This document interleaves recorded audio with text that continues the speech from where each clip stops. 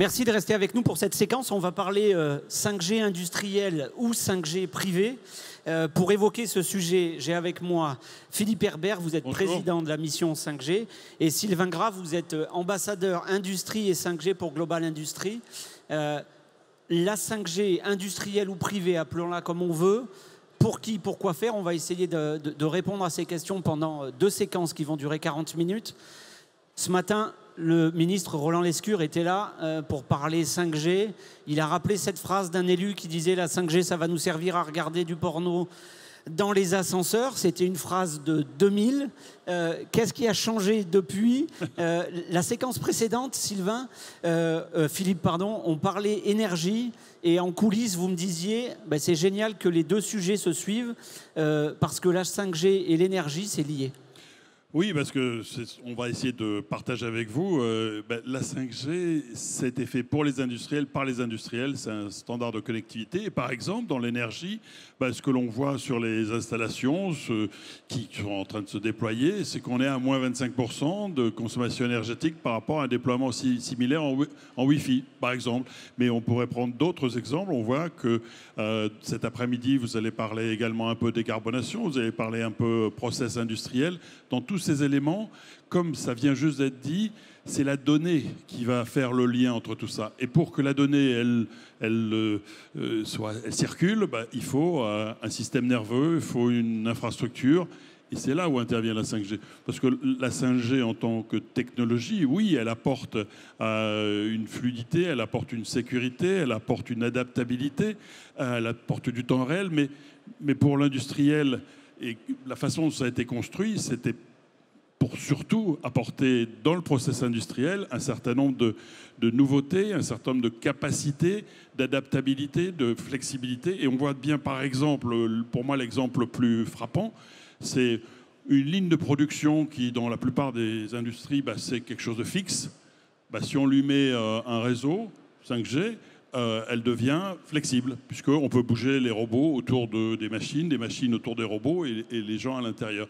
Et ça, on n'est pas en train de parler d'après-demain. Cet après-midi, vous allez voir 3 industriels qui vont vous parler de leur déploiement, ce qu'ils en font, leurs expériences, et c'est ça qu'on voudrait partager avec vous.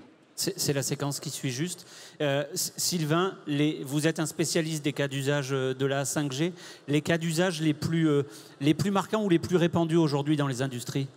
Oui, alors, ce que je voulais aussi dire, en complément de ce que disait Philippe, c'est que ces dernières années, on a parlé beaucoup d'industrie 4.0, industrie du futur, et finalement, on a accès sur les différentes technologies qui sont autour, donc la réalité mixte, les objets connectés, l'intelligence artificielle. Donc en fait, vous voyez, je fais le tour, mais quel est le système qui permet de relier en fait l'ensemble de ces technologies et de faire en sorte qu'ils puissent communiquer ensemble, de façon fluide, de façon sécurisée, sans interruption, c'est la 5G privée industrielle. Donc c'est vraiment l'objet.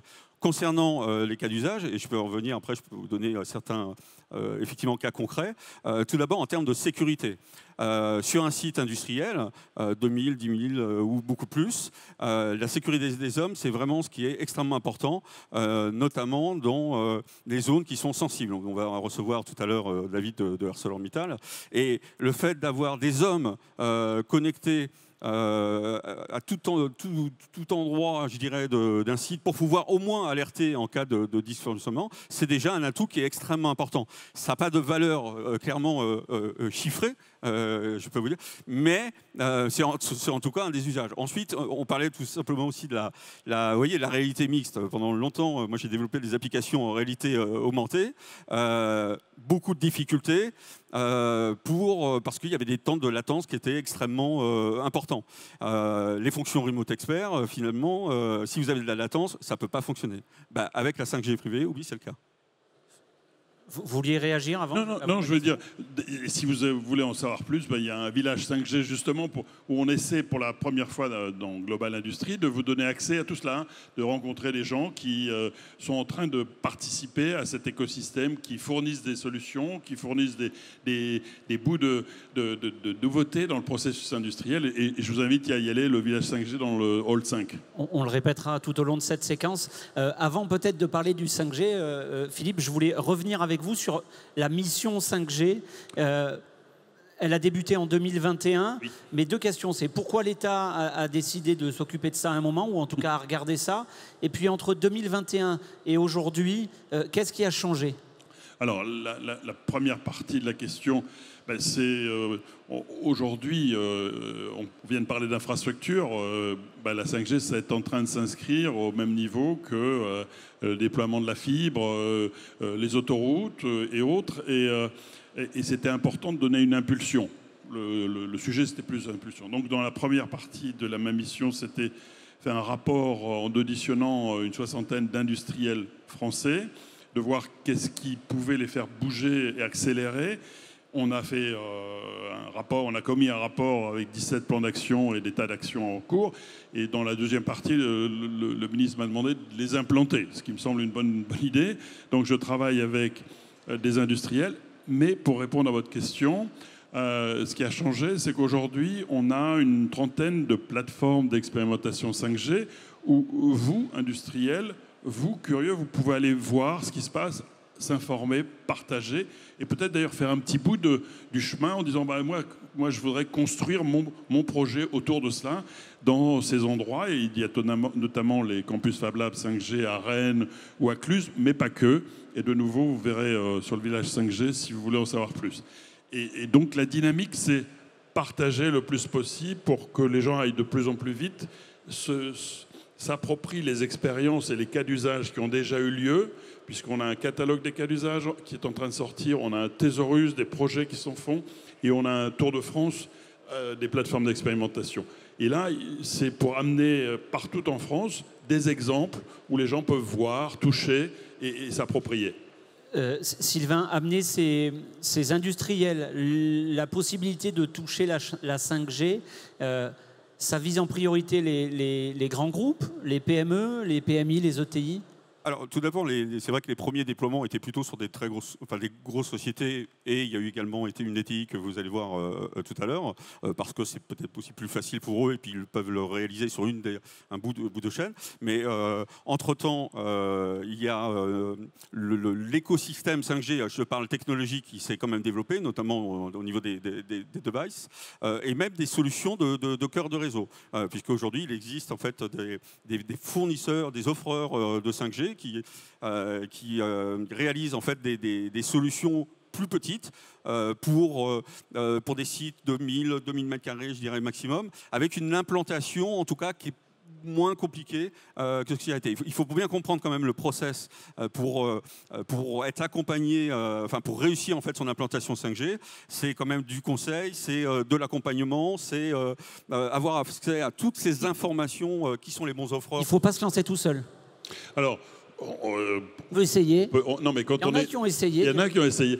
Non, mais quand on est un grand groupe, je pense qu'on a un peu de capacité, mais c'est pas très intéressant. Je pense que si on veut aller plus vite, il faut se faire aider. Alors, je voudrais rebondir tout de suite sur ce qu'a dit Sylvain, parce que dans beaucoup de discussions que j'ai avec les industriels, c'est complexe. On vient de dire, faites-vous aider, mais c'est pas si complexe que ça, et c'est trop cher.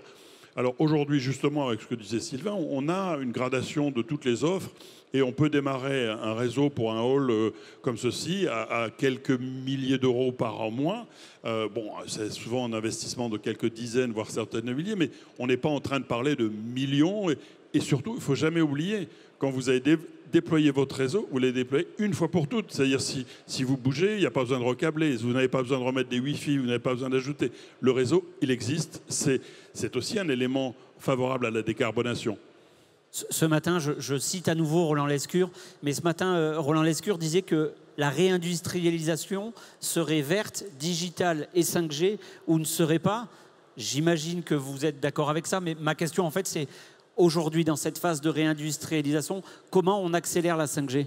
Alors, je vais répondre dans la première partie. Vous allez voir avec, par exemple, David Gliger qu'il ne peut pas faire ce qu'il veut faire en décarbonation s'il n'a pas la 5G, s'il n'y a pas l'IA. Donc, on voit bien le lien. Maintenant, pour accélérer, il faut ouvrir ses écoutilles, regarder, parce que c'est vrai que c'est une nouvelle technologie d'une certaine façon, mais ce n'est pas la technologie qui est intéressante. Dans tout ce que l'on vient de discuter, c'est ce que ça apporte. ce que ça apporte. Et pour que vous puissiez rentrer de plein pied dedans, c'est aller voir, aller toucher, informez-vous, et vous verrez que, premièrement, c'est accessible. Deuxièmement, il y a des choses assez significatives, et les industriels vous en parler en termes de retour sur investissement. On est quand même sur des plans d'investissement où les industriels se disaient en 3 ans, je vais le faire, et qui sont plutôt en moins de 2 ans, avec des gains de productivité de 10 à 15%. Enfin, on a des choses très significatives en France, en Allemagne et dans le monde. Sylvain, pardon. Même question, comment on accélère aujourd'hui ? Alors c'est vrai que les sujets de décarbonation et de transition énergétique, c'est pas une mode, et donc on va les avoir pendant plusieurs années. Donc c'est un sujet vraiment transverse qu'il faut vraiment prendre en compte. Pour accélérer, c'est tout d'abord sur les territoires. Donc c'est la création d'écosystèmes, et donc ça a été constitué déjà avec les plateformes d'accélération en 2021, puis les campus Fab Lab 5G, où vous avez des écosystèmes complets, les offreurs, les demandeurs, les experts, etc. Et puis vraiment des cas d'usage qui sont exprimés. Et ensuite, c'est la connexion entre les différentes plateformes, choses qui ont été entreprises, notamment avec le CETIM, on l'a vu hier matin, avec Excelcar, avec The Camp aussi, on réalise plusieurs Fab Labs 5G, ainsi de suite. Et ça, c'est un axe prioritaire. C'est gagner de la productivité. C'est une compétition quand même qui est mondiale. L'Allemagne a quelques années historiquement d'avance, 2-3 années. Après, la Chine, les pays d'Asie en tout cas, s'orientent aussi sur cette optique. Il reste que les États-Unis où là. Merci à tous les deux.